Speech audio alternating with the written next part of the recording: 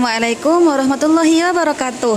Halo Sobat Kampus, selamat datang di podcast Ruang Kewarganegaraan. Ruang ngobrol santai tapi bermakna, tempat kita membahas isu-isu penting seputar dunia mahasiswa dan masa depan bangsa. Saya Rulu Ilmahdiah sebagai moderator dan dua rekan saya Fatma Hidayati sebagai narasumber. Saya Nala Rahmatal Ilahiyah sebagai narasumber kedua. Episode kali ini kita akan membahas satu tema yang sering kita dengar tapi kadang terasa jauh dari kehidupan kita sehari-hari, yaitu korupsi. Jadi mari kita tanya kepada dua narasumber kita, apa sih korupsi itu? Jadi korupsi itu adalah perbuatan menyalahgunakan kekuasaan, jabatan, kepercayaan yang diberikan untuk kepentingan pribadi atau kelompok, sehingga merugikan keuangan negara, lembaga, atau masyarakat. Tindakan ini dilakukan dengan cara yang melanggar hukum, etika, dan nilai kejujuran. Secara umum, korupsi dapat berupa penyuapan, penggelapan, penyalahgunaan wewenang, pemerasan, serta gratifikasi yang berkaitan dengan jabatan. Menurut Undang-Undang Nomor 31 Tahun 1999 tentang Pemberantasan Tindak Pidana Korupsi, korupsi adalah perbuatan melawan hukum yang dilakukan untuk memperkaya diri sendiri atau orang lain yang dapat merugikan keuangan atau perekonomian negara. Singkatnya, korupsi itu merupakan tindakan yang tidak jujur, yang merusak keadilan, kepercayaan publik, dan menghambat pembangunan sosial maupun ekonomi. Baik, kita sudah mengetahui tentang pengertian dari korupsi. Nah, selanjutnya apa sih dampak dari korupsi bagi masyarakat dan generasi muda?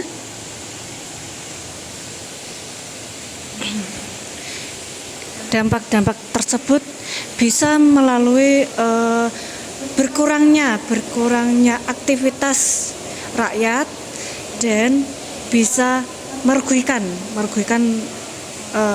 lintas negara yang sebagaimana seperti jalan rusak tidak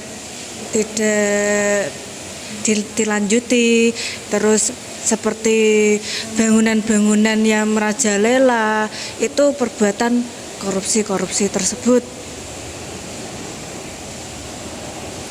Oke, jadi begitulah dampak korupsi bagi masyarakat dan generasi muda. Lalu, apa aksi konkret sebagai mahasiswa dalam memberantas korupsi di lingkungan kampus dan masyarakat?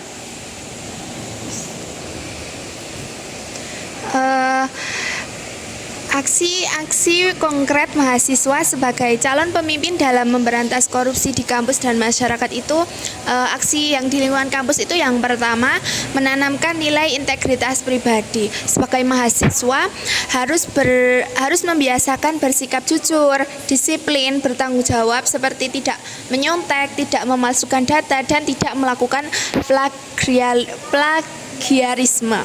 Yang kedua, mewujudkan organisasi mahasiswa yang transparan. Mahasiswa mengelola keuangan organisasi secara terbuka, membuat laporan pertanggungjawaban yang jelas, serta menghindari penyalahgunaan dana kegiatan. Yang ketiga, aktif dalam pendidikan dan kampanye anti korupsi. Mahasiswa mengadakan diskusi, seminar, podcast atau kajian tentang anti korupsi agar kesadaran kritis mahasiswa terus tumbuh. Yang keempat, mahasiswa berani bersikap kritis dan menyuarakan kebenaran. Mahasiswa mengawasi kebijakan kampus yang tidak adil serta menyampaikan kritik secara santun, argumentatif, dan bertanggung jawab. Yang kelima, ada membangun budaya meritokrasi. Mahasiswa mendorong sistem prestasi dalam pemilihan kepengurusan organisasi tanpa praktik nepotisme atau kepentingan pribadi. Yang kedua, aksi mahasiswa di lingkungan masyarakat. Yang pertama, menjadi agen edukasi masyarakat. Mahasiswa memberikan pemahaman kepada masyarakat tentang bahaya korupsi dan pentingnya kejujuran melalui kegiatan sosial dan pengabdian masyarakat.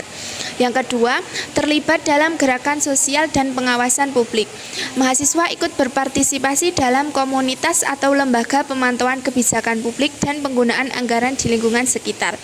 Yang ketiga, menolak praktik suap dan gratifikasi. Mahasiswa tidak ikut serta dalam budaya uang pelicin atau dalam pelayanan publik serta berani menolak praktik tersebut. Yang keempat, memanfaatkan media sosial secara positif dengan cara menyebarkan konten edukatif dan inspiratif tentang nilai anti korupsi serta mengkritisi praktik korupsi secara bijak. Yang kelima, melaporkan indikasi korupsi sesuai aturan. Jika mahasiswa menemukan dugaan korupsi, mahasiswa dapat melaporkan melalui mekanisme yang sah dan bertanggung jawab. Mahasiswa sebagai calon pemimpin bangsa memiliki peran strategis dalam membangun budaya anti korupsi, dimulai dari diri sendiri, lingkungan kampus hingga masyarakat luas. Mahasiswa dapat menjadi pelopor perubahan menuju bangsa yang bersih, adil, dan berintegritas. Baik, kita akan menuju ke pertanyaan berikutnya. Bagaimana nih cara kaum muda tetap jujur di tengah tekanan sosial dan tuntutan akademi? Oke, apa pertanyaan tadi? Akademi ya. Kita harus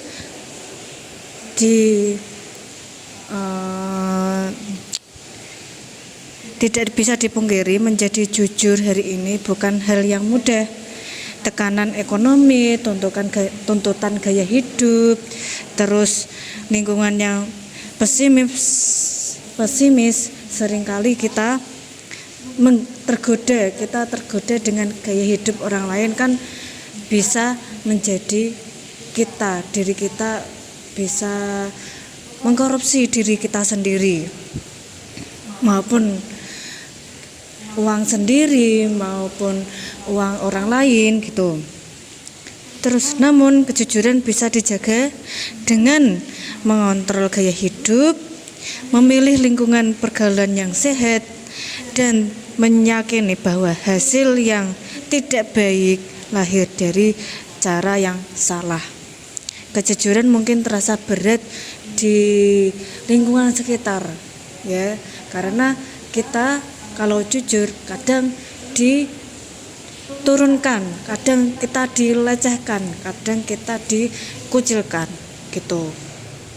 Ya seperti inilah keadaan korupsi saat ini kan banyak yang tidak ada kejujuran tersebut. Baik, kita telah mengetahui bagaimana cara kaum muda tetap jujur di tengah tekanan sosial dan tuntutan akademi. Lalu, saya akan bertanya kepada Mbak Fatma, bagaimana sih Mbak cara menanamkan kejujuran organisasi mahasiswa dan urusan administrasi kampus?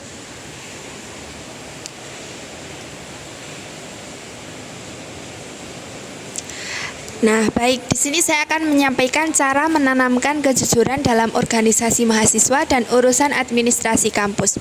Yang pertama, membangun budaya integritas sejak awal. Kejujuran harus dijadikan nilai utama organisasi. Misalnya dimasukkan dalam ADART atau visi misi serta disosialisasikan sejak proses kaderisasi dan pelantikan pengurus. Yang kedua, transparansi keuangan dan administrasi. Membuka laporan keuangan secara rutin dan mudah diakses anggota. Menyertakan bukti pengeluaran atau nota atau kwitansi, melakukan audit internal sederhana pada akhir periode kepengurusan. Transparansi akan meminimalkan peluang manipulasi data dan penyalahgunaan dana. Yang ketiga, keteladanan pemimpin organisasi. Ketua dan pengurus inti harus menjadi contoh nyata dalam bersikap jujur, adil, dan bertanggung jawab. Keteladanan lebih efektif daripada sekedar aturan tertulis.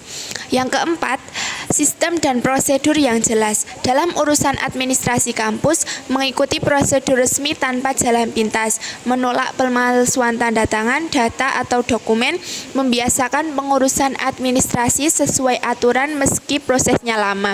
Sistem yang jelas mencegah praktik curang. Yang kelima, pendidikan dan diskusi etika. Mengadakan ajian diskusi dan pelatihan tentang etika organisasi dan anti korupsi agar anggota memahami pentingnya kejujuran sebagai tanggung jawab moral dan sosial. Yang keenam, pengawasan dan saksi yang adil. Pembentukan mekanisme pengawasan internal serta menerapkan saksi yang sanksi yang tegas dan adil bagi pelanggar kejujuran tanpa pandang jabatan atau kedekatan personal. Yang ketujuh, menciptakan lingkungan aman dan bersikap jujur. Organisasi dan kampus perlu menciptakan ruang aman agar mahasiswa berani berkata jujur, menyampaikan kritik, dan melaporkan pelanggaran tanpa takut tekanan atau intimidasi. Kesimpulannya, menanamkan kejujuran dalam organisasi mahasiswa dan administrasi kampus membutuhkan komitmen bersama, dimulai dari individu, diperkuat oleh sistem yang transparan, dan dijaga melalui keteladanan serta pengawasan. Dengan begitu, kampus dapat menjadi tempat lahirnya pemimpin masa depan yang berintegritas. Baik, terima kasih jawabannya Mbak Fatma, sangat bagus sekali. Saya akan menuju ke pertanyaan yang terakhir. Saya bertanya kepada Mbak Nala, jadi apa sih Mbak yang harus dilakukan mahasiswa jika menemukan indikasi korupsi yang ada di sekitarnya? Mahasiswa itu sebaiknya sebelum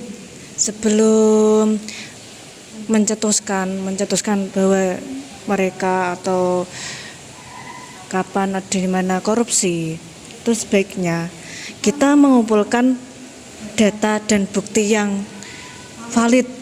Jadi kita harus meneliti bahwa data itu valid atau tidak.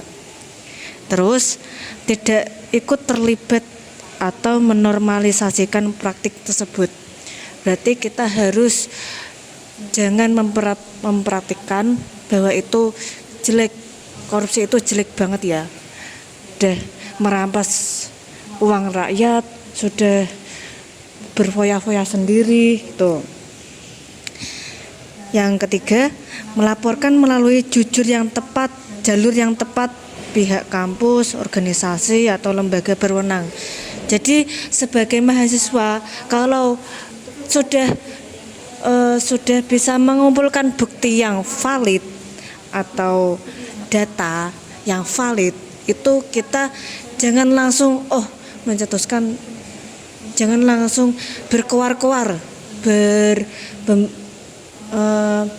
langsung membuat berita-berita tersebut. Tidak, kita harus melaporkan pihak yang berwenang. Tuh.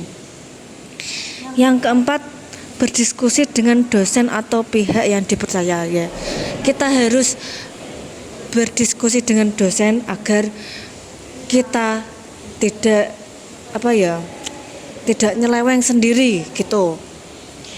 Yang kelima, tetap menjaga keselamatan kita, etika dalam bersikap.